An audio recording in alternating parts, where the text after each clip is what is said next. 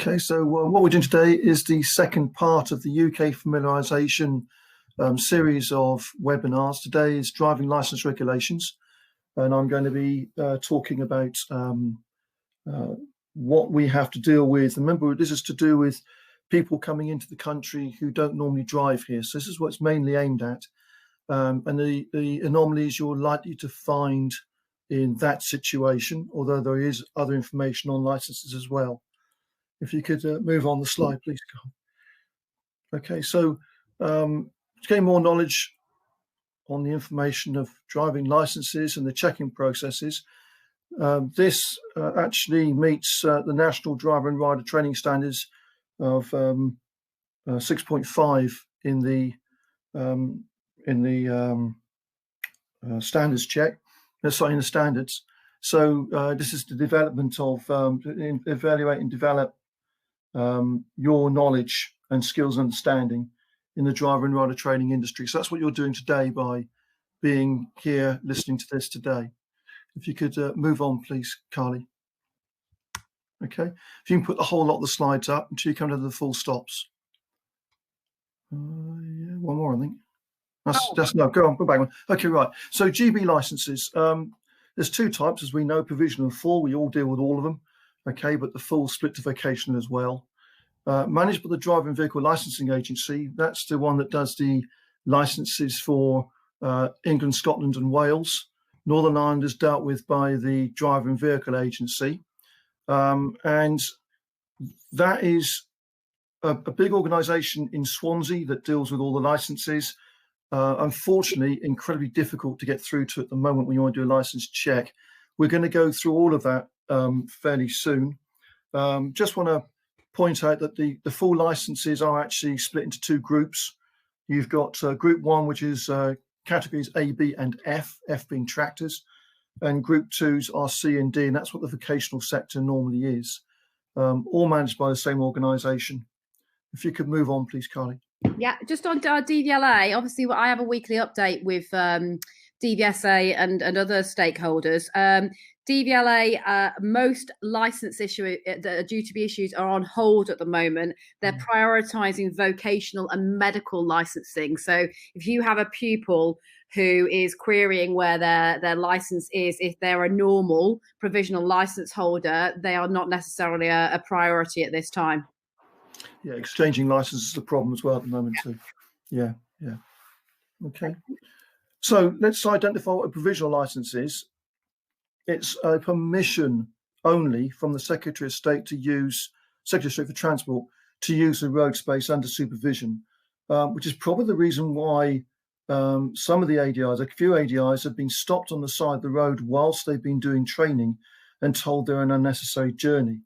The COVID-19 had regulations, the coronavirus 2020 regulations signed off by Her Majesty on the 17th of March allowed the government to make certain alterations to certain statutes in order to keep things going like the wheels of industry and to keep transport going, etc.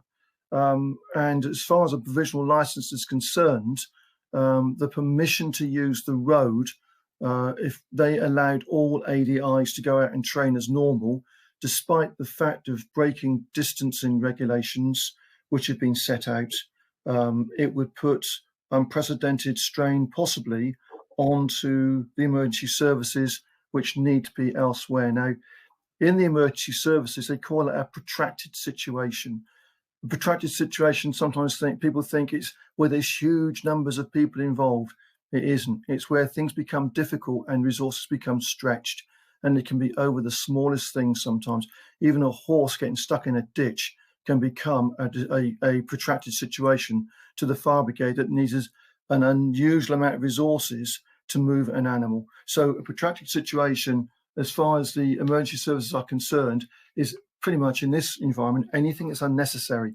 So the provisional license is a permission from the Secretary of State to use the road for practice under supervision.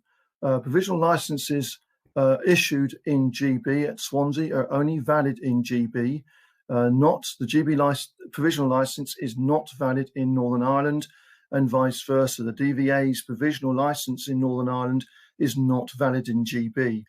A provisional license is only valid in the country that it is produced by. It cannot be moved across Europe or anywhere else in the world. It's just literally valid for the country of origin, and that's it. So you move on, please. Yeah. So looking at license validities, if you're training people who are not used to being in this country, there's a few things you have to bring your mind to before you even contact them. One of the things is that they may be from a foreign shore. Let's give Hong Kong as an example, where a person's come over to London in order to get extra experience of work because they are being groomed for an international post. So they've come over to this country, but they're only here for 3 months. They may have a work permit, or whatever country they come from may have to have a work permit, a temporary work permit to work here, but it doesn't mean to say they have a national insurance number given to them. So license checking in this situation will be useless to do online because you have to have a national insurance number to check an online license. This would have to be a phone call. The person who you check the license for has got to be with you, because when they phone, when you phone the DVLA numbers, relevant number, the operator needs to get permission from the client to give you the details you need. Now, that's if the DVLA have got them, and in many cases they don't. So in the licensing checking procedure, EU licenses will be done on the 0300 number, and the GB and non-EU licenses on the 0906 number. There is a landline number, I think it's 0121, I think it is, for GB licenses. And as I mentioned last week in last week's webinar, that number is likely to be withdrawn fairly soon. But just to remind you that the client must be with you when you make the call. Now, the problem we've got with making the call is this. If it's a situation where DVLA has got to be contacted, for goodness sake, do not let them have contact of your phone. So you need to put this phone message, this phone call, on loudspeaker, which then, if you're not careful, is going to impede the privacy. So you've got to go somewhere where it's going to be quiet. So the best place to do it really is if you've got an office, if you're going to a site to do it, where you're picking somebody up as a fleet situation, then find a quiet room where it can be done. But it may possibly, you may have to do it in the car if you can't find anywhere that is private to do it, or do it outside the car in a corner of the car park where no one's around. But it would have to be done on loudspeaker so that you can hold the phone yourself and the client doesn't touch the phone in this COVID-19 situation. So the DVLA have an online service, as you know, but for many of the foreign licenses, it's very difficult to get information. I'll go through that a little later on. But you might find that the person you're going to be doing your training for already has a GB license, a full license, because it's been exchanged already. That's going to be easy for you to check, because all the registration required for that license will actually be with DVLA. All the information they need will already be there. So if you'd like to move on, please, Carly. Yeah.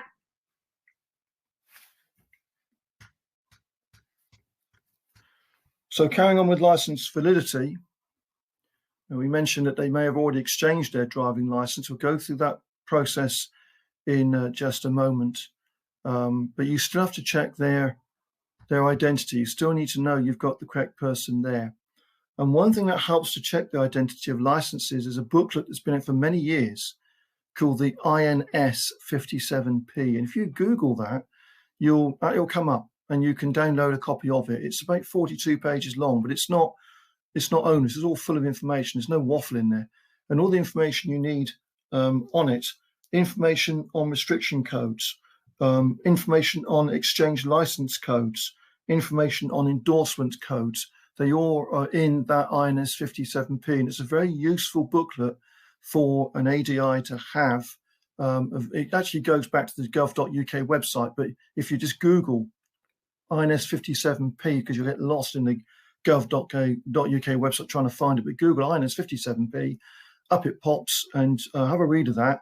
There used to be another booklet which I can't find anywhere. It used to be called the INF 100 that was around as well. That was another useful book for foreign licenses, but unfortunately I'm unable to find it anywhere. It doesn't seem to be available now, and it might be because the licensing regulations between Europe and Great Britain will be changing on the 31st December. So it may have been withdrawn at the end of when they ran out of stocks. Okay. Gordon, Gordon, just very helpful is just put the link up for that if people want to see it. So the link for the INS 57p. Thank you, Gordon. Thank you. That's a great help. Okay, so if you could move on, please, Carly. Yeah. So this is where we need to look at our own driving licenses now for the ADIs that don't quite understand what's on them. It's quite useful to go through this now and again just to reappraise what is actually on these licenses. So if you look at your license, you've got a driver number underneath, which is number 5. So 1's your surname, 2 is your title and your first and your first middle name. If you've got more than one, the rest would be initials only, with a date of birth, the year, the place of birth, which in my case is England. 4A is the expiry. Sorry, is the start of the photocard license if it's photocard. 4B is the expiry of the photocard, and 4C is the issuing office of the license. So your driver number always starts with the first 5 letters of a surname. So where a surname doesn't have 5 letters, for instance, the surname of Bell, for example, the BELL 9 would be the first 5 characters of the driver number, then followed by an encoded date of birth, which are the next sets of digits there. The letters that follow the date of birth encoded are the first initial and second initial, followed by 9. So if you've only got one initial and no middle names, it would be your initial 99. That's how that's done, followed by 2 random letters, and then to the right of that there'll be 2 numbers, which is the issue number, and that issue number changes by 1 each time a new license is issued. If it's asked as a duplicate license, I believe that license doesn't change, but duplicate is put on the back of the license to show it's a duplicated license. The date of birth is the thing it's most important to identify with, apart from the photograph, but sometimes the photographs are not always easy to identify someone with. So the other thing to look at a driving license as well, all of the EU licenses have the blue rectangle in the left-hand corner with the yellow stars with 2 letters of that country to identify, and the flag of that country as well. All foreign licenses that are card licenses normally have a flag to denote which country of origin they are from. There's very little chance that you're going to be able to identify information on licenses that are not European. The European licenses tend to be laid out in exactly the same format. They might be a slightly different color plastic. They might be in different fonts, but they are usually quite recognizable. So a 4A on the license in front of you now would be a 4A on a French license as well. So there are a lot of similarities, and the rear of the license is the same. The symbols and the codes are exactly the same, and also the restriction numbers that are in column number 12 on the back of the license, they are all denotable to all European licenses. Howard, somebody's just queried that after their 2 initials, the number is an 8, not a 9, but right, okay, that's good. That's because someone else has the 9. Yes, and the reason they have the 9 is because you were born on exactly the same day as somebody else with exactly the same name. That's the reason for it. So if a third person was born on exactly the same day with exactly the same name, they would get a 7, and that goes down in numbers 9, 8, 7, 6, right down to 0. Chris, you've got a doppelganger out there. Watch out for them. Steal your life. So if you could move on, please, Carly. Yeah, no problem. Okay. Sorry. Operator error. Operator error. Yeah. Sorry, Howard. You pull a short straw with me at the moment. No, it's okay. Right. So looking at the encoded date of birth, let's take a date of birth of the 19th of April 1962. If we look at a driver license number, then the male version of that encoded of the encoding, the encryption of the male version of that date of birth will be the first number, the 6, is the number of the decade. 04 would be April. 19 is the 19th of the month, and 2 is the second year of the decade. So your either numbers either end is to do with the decade and the year in the decade.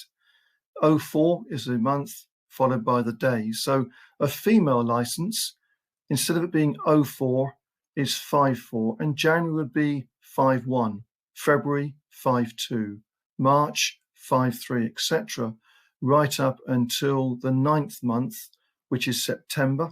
So that would be 59 for a female, 09 for a male.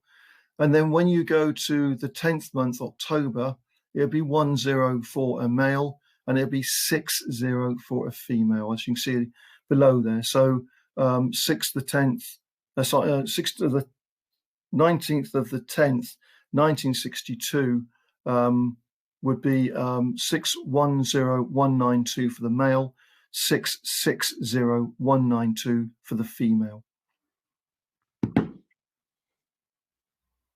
Just give you a little chance to look at that before I ask Carly to move it on. Yeah. Okay, if you can move on, Carly, please. So we've mentioned about the identification of a European license with the blue rectangle with circle of yellow stars. The non-EU licenses will vary, and don't assume you're always going to get a photo card, because there are a lot of countries still using paper licenses. And as it says here, many of the African nations are using booklets still. We finished using booklets back in the 30s and 40s. We went on to paper licenses in the 50s. But I mean, some books were still around in the 50s. But the African nations, many of the African nations, I believe Nigeria is one, they have a mixture of cards and booklets. So you would have to, in the instance of where you have a license that you do not understand, you would have to ask the client to produce a translation of that license, which ought to come from their embassy or consulate. If they have got a translator in their company that is able to translate that license, because you're actually going to site to pick up the client and take them out, then you can get the translation through that possibly. And it's going to mean there's no point in phoning Swansea because they won't have any details. But all licenses have a driver number of some description. And it's quite strange that we may have the United Kingdom, GB and Northern Ireland have separate driver licensing authorities. If you look at a Northern Ireland driving license, they do not encrypt the driving license in the same way. It's literally a random number. So although we're very close to home to each other, it's a completely different system of license for the Northern Ireland. And anybody from Northern Ireland who's listening to this, I'm afraid I cannot get hold of the contact number for license checking for Northern Ireland. As far as I can see, it's all got to be done online. So if you could move on, please, Carly. Yeah.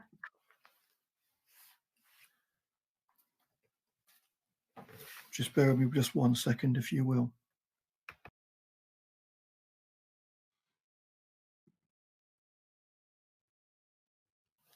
Okay, so with the European licenses, first thing I say to you now is the holders can drive here for 3 years or their 70th birthday, whichever is the longer. Now that sounds daft, but it's what it is. And the situation with it is, it means that if someone was to come from Europe at 68 years old, they can drive on their European license until they are 72. sorry, 71. At 69, they could be 72. Okay, they would still have to do the declaration at the age of 70 that they feel that they are well enough to continue driving, but they will not have to change that license until they are 72, which is a bit of an anomaly, really. You wouldn't expect that to happen, but I'm afraid it does. But there is definitely no driving test required. The license should, if they are permanently resident here, should be exchanged for a GB license. Now, we don't know at the moment on the 31st of December exactly what is going to happen to the change in driving license regulations. And I personally feel that the 31st of the 12th, we won't see that change because the coronavirus has taken up so much of the time in Parliament that the time to negotiate everything with Europe, I think, with Europe being so busy with their own domestic problems with coronavirus, I think that this is a little bit on the back burner at the moment. So we're not going to hear any changes of legislation anytime soon. So what I'd ask you to do is I would ask you to keep checking the gov.uk website for updates, because that does get updated really well. They are good at updating that when new things come out. So I would have a look at it. I would say at least weekly or even fortnightly, so that you can get to ascertain what the changes will be in licensing regulations between Europe and Great Britain. So the EU licenses, no one needs to take a driving test on an EU license. It can be either exchanged for a GB license, and that is literally filling in a form and meeting the requirements of our rules and regulations for medical compliance, and the license being exchanged. On the license, the GB license, it will state the country of origin that the holder is from, and it will put the date of when the exchange took place, but you'll clearly see it as an exchanged license. If they aren't able to exchange the license, and this would be really because the client that you have may not be on a permanent work here. They could be here for a year or 2 years and therefore know they're going home, in which case they should register the license with the DVLA. Now that means that they contact the DVLA and tell them they'd like to register it, and the DVLA send them out some forms and they register it, and they get given something called a D9. The D9 is the same as the old D750 counterparts that we used to have. The last D9 I saw was blue in colour. They do change. I've seen a pink one as well. So I think what it is, Swansea's just using up what stocks of paper they've got, which is fair enough, as long as it's got D9 on the top of it and we know what it is. It doesn't matter what it looks like too much, as long as we can see the information that we need to see concerning problems on the licence. So we're looking, so they should be registered, and although it's not a legal requirement to do so, the government do actually stipulate that they would wish people in this country to register with the DVLA and carry a D9 counterpart with them. Some of the Northern Ireland licenses still have counterparts, and they are valid in this country. Although we lost our counterparts, Northern Ireland didn't lose all of theirs. So we have reciprocal arrangements with all of Europe that information will be exchanged on license discrepancies. So bans and endorsements. There's a reciprocal arrangement where the European countries, if we catch a Czechoslovakian lorry driver speeding in this country, details are taken and Czechoslovakia is notified. This guy is brought to book here, then the court will mark the license, what they've given him in terms of fine and points, and that will carry across to any EU nation that that driver drives through. So the only place it doesn't, I believe, is, well, Switzerland's not in the EU, but it's in the single market. And I believe that Switzerland's the only one where that doesn't work. It's the only country it doesn't work in. but it's part of the designated countries. But we'll talk about that in a minute.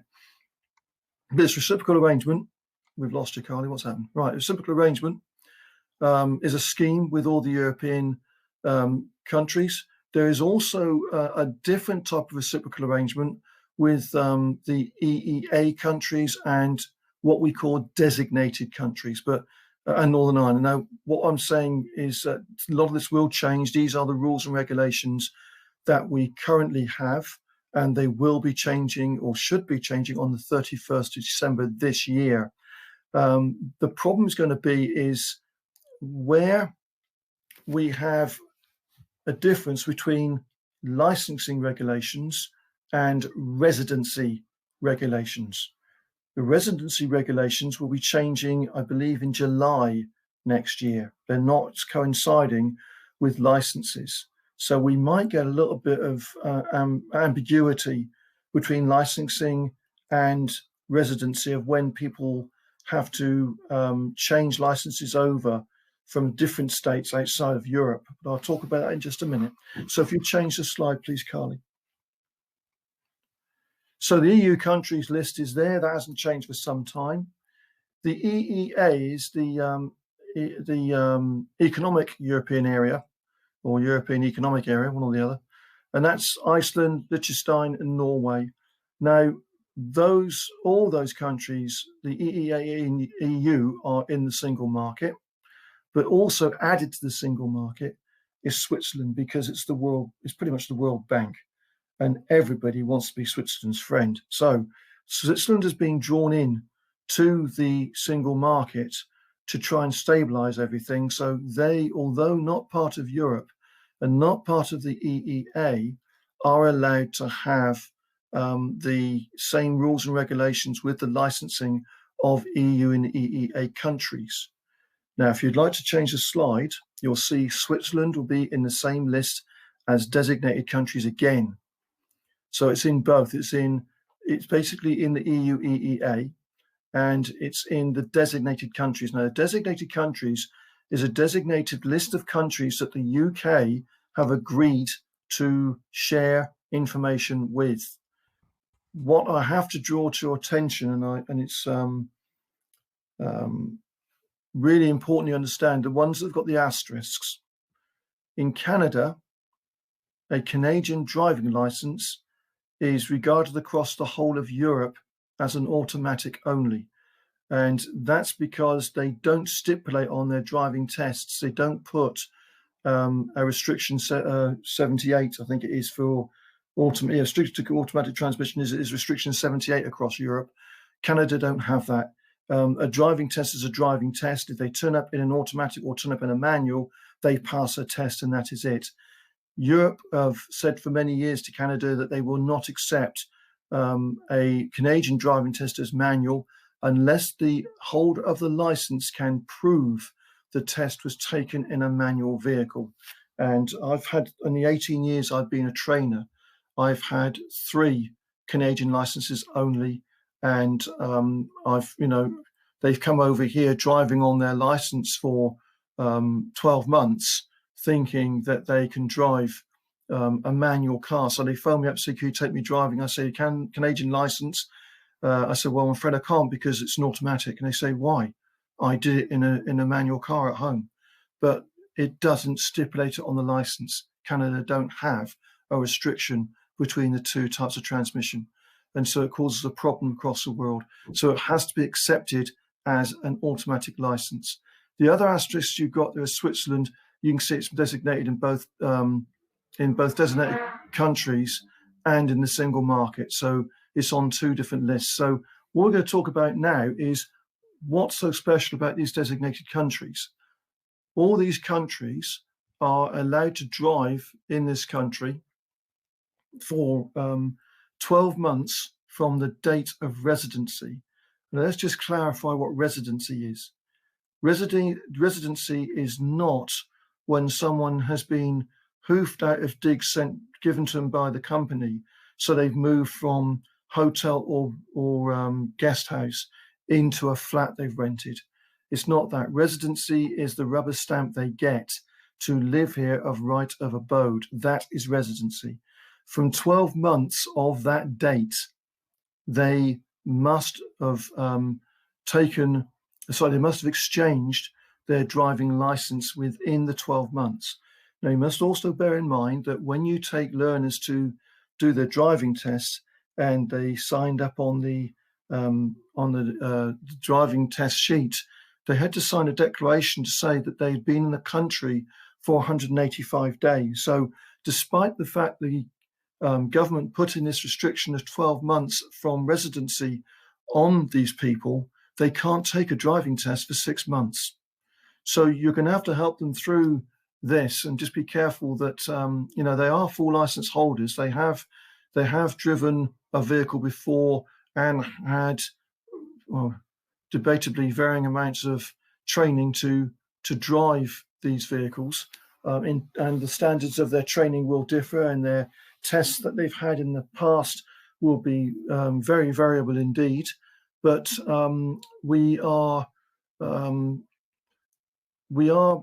beholden to a situation where we have to give them a chance to be able to take a little bit of time to get this license either exchanged, or if they can't exchange it within the 12 months, they won't be able to drive until they do. Now, they can exchange that license for 5 years after the date of residency.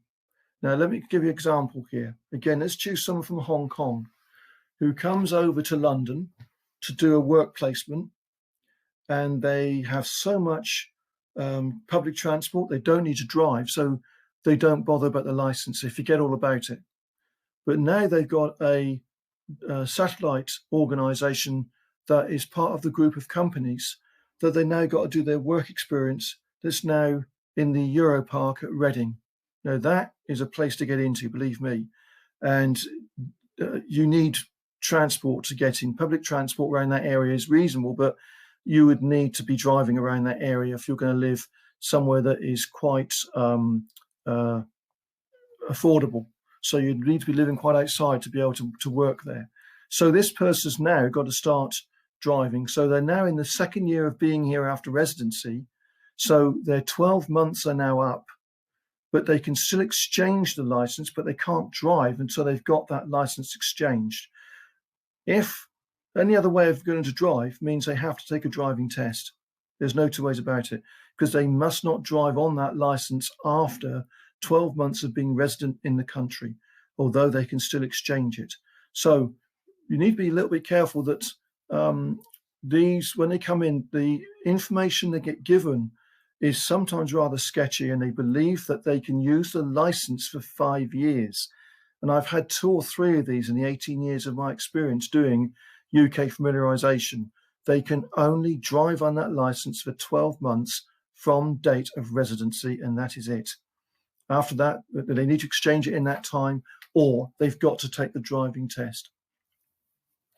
Okay, so they can only exchange that license within the 5 years if the license is still actually valid in their native country. Okay, so that's also something else needs to be looked at as well, is the validity and expiry date on the license. Okay, so that's what the designated countries can do. They can drive for 12. They can drive up to 12 months after date of residency, and they can exchange the license within that time. They can exchange the license after 12 months, up to 5 years, but they can't drive after the 12 months. And they can only exchange that license after the 12 months, up to the 5 years, if the license is still valid. If it's invalid, or it's expired, then they've got to take a driving test in this country. If you could move on, please, Carly. So now we're going to licenses from anywhere else in the world. So forget your GB, your European, your Northern Ireland, and your EEA and designated. We're now looking at all other countries. And the holders of those licenses are allowed to drive in this country for 12 months, again, from date of residency. But there is no exchange allowed to take place on the license. They must take the driving test within the 12 months, but again, they are unable to take a driving test within 185 days of being here. Now, the problem we have with this is with these this type of license is that people will go away for 3 weeks, 4 weeks, and then come back again, and they'll say that they're starting their 12 months again. Well, if they have a permanent residence here, that time away won't count, especially if they're going back home for holiday to see their folks. They've got to decide where their permanent residence is. And so if they come over, let's use example of an Indian license where a chap from India comes over and he stays here for 11 months. He's got a permanent address here. He's got right of abode here, but he goes home for a month, comes back again. He cannot start 12 months again because his right of abode has been granted here. He has permanent residence here. Therefore, they should be taking a driving test. Now, that's what we've got to be careful of, because they seem to think they can go out the country and come back in again willy-nilly and drive on a license from the foreign shore. They can't do that. It is not allowed. It never has been allowed. So great care has got to be taken about the information that is given on that. A lot of this information can be found on gov.uk. The other thing it can be found is that if your client says to you, I can't find the information, then ask them to go online to apply for a British license and put in the input data that they're asked for of where they took their test, what country it was, etc. And the algorithms in the database will actually work out what they've got to do with that license, whether they exchange it, whether they've got to take a test, whether it's still valid, etc. And it will tell them what they've got to do. And then once they've got that information, you can then guide them on the practices of what they've got to do to keep legal. And that's really the only thing you can do there. So EU licenses, they can drive in this country up to their 70th birthday or 3 years, whatever's the longer. But the designated countries, it's 12 months. They can exchange the license. They can drive here for 12 months and exchange it up to 5 years after date of residency. But the license must be valid. Otherwise, a driving test has to be taken. And for people who are non-designated EEA, EU, NI or GB, they are allowed to drive for 12 months on that license from date of residency, but then they would have to take a driving test. They're not allowed to drive after the 12 months on that license without taking a driving test. But we must take note that a driving test cannot be taken in this country unless someone has been designated right of abode for 6 months. And so it's the 185 days that's mentioned on the test pass, the examiner's marking sheet when they go to driving test. Now, if you move on there, Carly, we've got questions now, and I've left quite a lot of time for questions here because there's going to be quite a few of them. So if you want to fire away, Carly, if you will. What does a right of abode letter look like? Is this issued by the Foreign and Commonwealth Office? Yes, it is. The right of abode is it's the request to the Home Office offices around the country, and it will be in English, and it will have the Parliament coat of arms on it because it is a British document. It won't be issued from the consulate or embassy of that country. They don't give right of abode in this country. Only the UK government can do that. Therefore, it will be clearly marked UK government legislative paperwork. And re a Canadian licence, would the pupil need to obtain a provisional here before taking manual lessons? No, then. That's a good question, and one I can't answer. I'll have to come back to them with. I used to know the answer to that, and I can't at the moment. I can't think what it is. Okay, well, we'll come back to. Yeah, I'll have to come back to that one. If you can make a note of who that is, and I'll get back to them. Okay. Gordon's just asking if you sign up to DVSA updates by email, do we think the EU information will be announced? Any changes from the EU post-Brexit will be announced through DVSA or DVLA updates? It'll be on the gov.uk website. Yes, those organisations may also push it out through Google Alerts and that sort of thing. Yes, they may do, but the gov.uk website is the go-to place to get any of the information that's coming through from anything to do with the the change of legislation between the GB or Great Britain and the EU. I mean, you can also sign up, folks, for the DVLA alerts. I get them through. I mean, what I do to keep myself abreast of what's happening, not just in the UK, but globally, is one, I have Google Alerts set up, which you can just go into Google, you can set up a Google Alert for anything, and it trawls the news and Google generally for updates on the key search terms that you pop in. So I have search terms set for learner drivers, driving instructors, advanced driving, fleet driving, all those kind of things, and it feeds me lots of information and lots of news and updates. So that's one way of getting alerts on things that might be useful to you. But one is you can sign up for alerts from government services like DVLA, so it's worth doing that rather than just having your DVSA one. Other question is, if a client has applied and got residency here, assume their license will show a GB flag. Sorry, the first part of that cut out, I didn't get it. If a client has applied and got residency here, assume the license will hold a Great Britain flag. Yes, it will. It will hold a Great Britain flag, and on the back of the license, it will say where that license what country that license has been exchanged from. So if you turned over your own license on the back, in the column marked number 12, there will be letters which the code you'll find in the INS 57P that will tell you the origin of the license. It's a 3-letter code or 2-letter code for the country of where it's come from, and it'll be in column 12. Okay, and just to clarify, as a visitor, they can pop in and out and keep using their visitor licenses, and the 12 months are kept all the time. It's only when they apply for residency that the 12-month limit clock starts. Absolutely, it's only from date of residency that what I've explained to you takes place. So if they are coming and going, and they don't have a right of abode here, this is not their permanent place of residence, then it's not going to matter. But if they want to do development driver training here, they can do it on that license, but it's very unlikely you're going to get any details of their driving license. You may have to just do a visual check. Now, as far as you're concerned and duty of care, yes, we do have to be careful and note the risks we bring to ourselves in the car, etc. But if this is an organisation that's got someone over here temporarily, then you would have to work with their duty of care legislation. And under Health and Safety at Work Act 1974, you would have to do what's reasonably practicable to ensure that you know what details are on that license. So if you phone Swansea and they say, sorry, we've got no details, you would need to mark somewhere down in your report for the training that day that Swansea could not give any evidence of that driving license.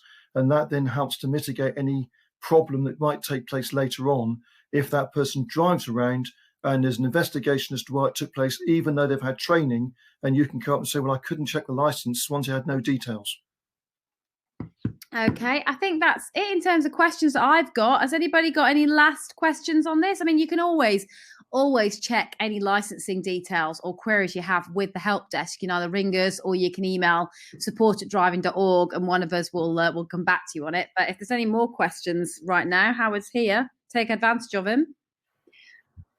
If not, if you want to let us know of any other webinar topics that you'd like us to do just now, either in the chat box, you just want to pop the topics you want me to cover, or somebody else that will get into accompany us. As I said, next Tuesday, 11 o'clock, I'm doing one on financial matters, which will look at government support, what's available, how you tap into it, managing finances generally at this time, and also a little bit on future-proofing finances. I think there are those who have always been quite proactive about making sure they had contingency funding, savings, income protection, all those kind of things in place. But then there are those of us who, don't necessarily think those through. And now has been a wake-up call for so many people. What are the things that you can do to future-proof your finances as well? So that's what that will cover. Plus, we'll also be doing something, maybe not next week, depending on the timetable of our other webinars, but the week after, on post-lockdown training. What will it look like? What safety protocols will you have to take? All those kind of things. So we've already prepared safe training protocols for people who are training key workers. But the reality is, if you want to continue running your business, you'll have to start work at some time, and at some time there will still be COVID-19 in the community, so you'll have to take these safety precautions. So we'll cover that in a session. What will the new normal look like? What are the protocols that I have to follow? What's the risk assessment that I have to take before I decide? All those kind of things. In terms of this webinar you've just seen, we would like to try and get it up to date, but it's a big file to download and to re-upload. So there's sometimes Matt has to look at it and do a little bit of editing to it sometimes if there's background noise that needs to come out. So it may be up to date. We hope it will be. If not, it will certainly be up early next week. So just go into the Academy. If you go to Academy, diaacademy.co.uk/webinars, that will take you directly into all of the recorded webinars, and you can go and pick and choose what you want to see to occupy yourself during the bank holiday weekend. If you move on, Carly, I think I updated this. Yes, support@driving.org obviously is where we are, the ADIs are. Any queries you have for business, for training situations, we can call you back, we can video chat you. There's all sorts of ways we can contact you that's best for you, because we're here for you. We're here to suit your needs. So we can discuss and support you on anything you need there. If you can move on again, Carly, I think there's an update slide on here. Yeah, there's the DIA Academy address down here. But if you put /webinars on there, you will get the webinars, but that is the home site for the Academy. Have a look at that as well. If you move on, Carly. Here we go. There's the next webinar Carly's just been talking about. Go on down again. Keep going. There we are. So that's the webinars taking place on Tuesday, 11 a.m. on Tuesday with Carly and I've forgotten the name of the guys at Peter. Paul Shepherd. Paul Shepherd. That's right. I've met Paul Shepherd. He's a lovely guy. He really is. Very accommodating. Any questions you've got, he will attempt to answer if need be. To sign into that, that's the link there. So you go into diaacademy.co.uk. That will take you to the home screen. Scroll down and you will find the webinars that are now open for you to register to. And it's called Financial Matters, and it's up there now ready. I think it's up there now ready to be subscribed into now.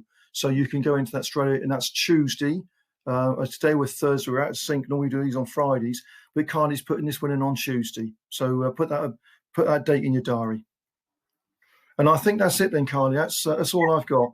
So, as I said, any more queries you have after this, any suggestions for future webinars or virtual classrooms courses that we can do for you, always let the team on the help desk know and we'll develop those. We're quite agile in developing new course materials. So we're always happy to hear new suggestions and get to work on those. And as Howard said, any one-on-one coaching, we can do that by video chat, telephone, all those kind of things. So if you've got, worries about things like standards checks and you want to chat with somebody about your individual circumstances, all of those kind of things, then please use the help desk for that purpose. But in the meantime, I wish you all well. I hope you stay safe and well, and hopefully we'll speak to you all soon. Thanks for spending some time with us today. Hope it was useful for you. Enjoy your weekends, everyone. Yeah, have a good weekend. Bye-bye. Take care.